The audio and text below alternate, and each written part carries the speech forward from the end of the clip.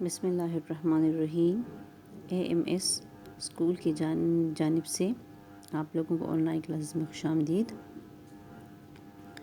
آج کا ہمارا دوسرا لیکچر مولوی عبدالحق کے حوالے سے۔ پہلے ہم نے شہید احمد دہلوی کی حالت زندگی پڑھی، اب ہم نے مولوی عبدالحق کا سبق پڑھنا ہے۔ مولوی عبدالحق کا یہ جو سبق ہے یہ شہید احمد دہلوی کا ایک خاکہ ہے جو انہوں نے مولوی عبدالحق کے حوالے سے لکھا ہے۔ سبق شروع ہونے سے پہلے میں آپ لوگوں کو خاکے کے بارے میں تھوڑا سا بتانا چاہتی ہوں، اس کو آپ لوگوں نے نوٹ کرنا ہے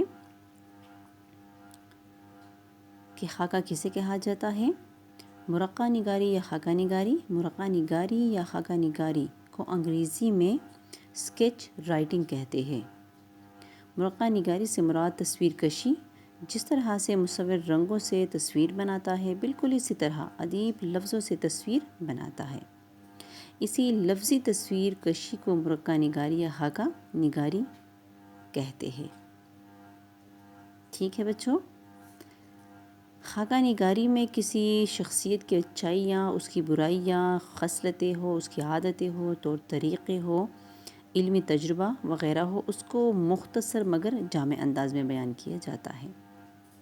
ٹھیک، ان باتوں کو آپ لوگوں نے یاد رکھنا ہے کہ خاکہ نگاری میں کسی شخصیت کی، ان کی اچھائیوں کو، ان کی برائیوں کو، ان کی عادتوں کو، ان کی خصلتوں کو، ان کے علمی تجربے کو مختصر مگر جامع انداز میں بیان کیا جاتا ہے۔ یہ تھا خاکہ نگاری کا تھوڑا سا مختصر سا تعارف۔ اب ہم نے سبق شروع کرنا ہے۔ مولوی عبدالحق صفحہ نمبر 2 پر ہے۔ پہلا ہمارے پاس حاصلات تعلم ہے۔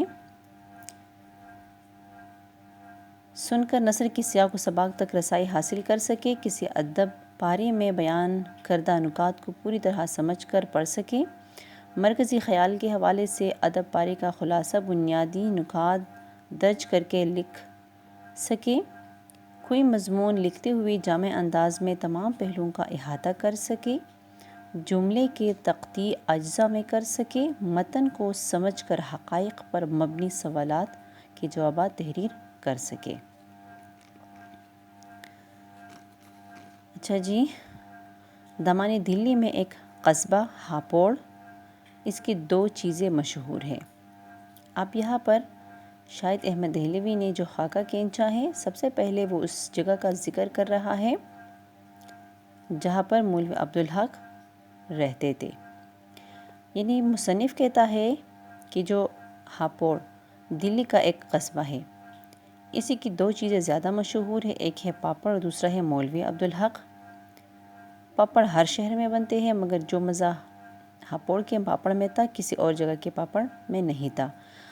عبدالحق بھی بے شمار پیدا ہوئے تھے مگر مولوی عبدالحق کا جواب آج تک نہ ہو سکا۔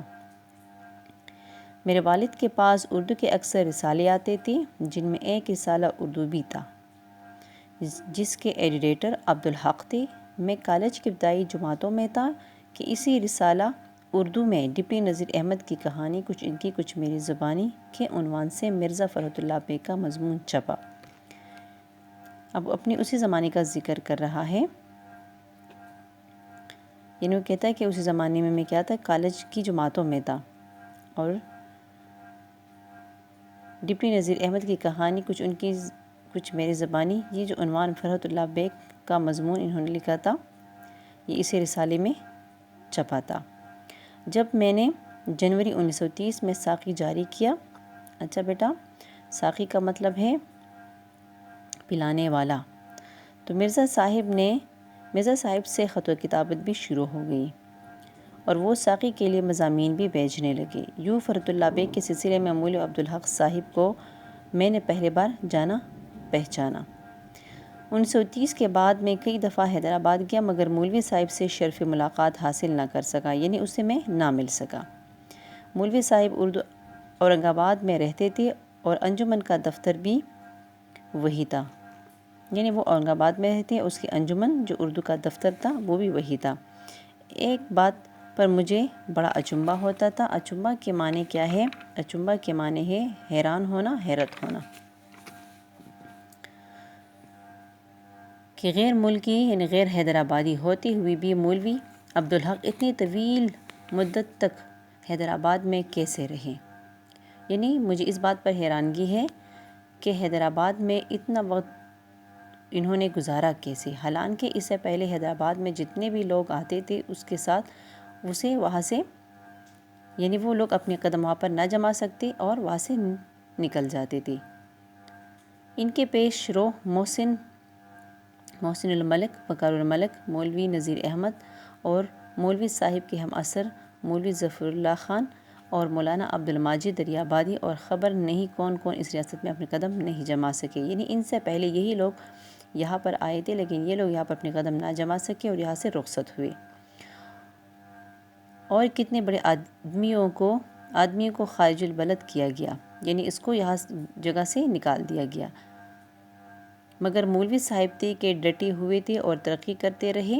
معلوم ہوا کہ مولوی صاحب نے اپنی مدافعت میں وہی ہتھیار استعمال کیے، یعنی اس کی وجہ وہ کہتا ہے کہ یہاں پر اتنے ایسے حالات ہونے کے باوجود وہ یہاں پر ڈٹے رہے، تو اس کی وجہ کیا تھی؟ تو کہتے ہیں کہ معلوم ہوا کہ مولوی صاحب نے اپنی مدافعت میں وہی ہتھیار استعمال کیے، اپنی مدافعت میں، اپنی حفاظت میں وہی ہتھیار انہوں نے استعمال کیے تھے جو ایک ملکی لوگ حملہ کرتے وقت استعمال کرتے ہیں۔ انہوں نے اپنی غیر معمولی ذہانت سے حیدرآباد کے تمام بڑے لوگوں کو اپنی مٹھی میں کر لیا تھا، اور وزیر اعظم حیدری کے تو ناک کے بال بن گئے تھے۔ یعنی اسی زمانے میں جو وزیر اعظم تھے تو وہ اس کے ناک کے بال بن گئے۔ ناک کے بال بن جانا یہ ہمارے پاس محاورہ ہے، اس کے معنی کیا ہے؟ بہت زیادہ عزیز ہونا۔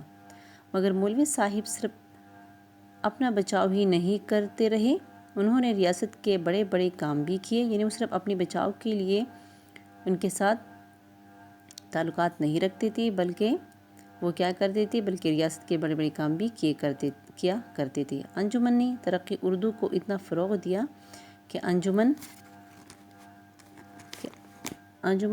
ساری ہندوستان کے لیے اردو کا مرکز بن گئی۔ یعنی انجمن پہلے کیا تھا؟ جو ایک مختصر علاقے میں ایک مختصر احاطے میں کام کیا کرتا تھا، لیکن وقت کے ساتھ ساتھ یہ انجمن اتنی زیادہ مشہور ہو گئی کہ پوری ہندوستان کے لیے کیا کرنے لگا؟ اردو کا مرکز بن گیا اور اردو کے لیے کام کرنے لگا۔ عثمانیہ یونیورسٹی کا منصوبہ مولوی صاحب ہی نے بنایا تھا۔ جب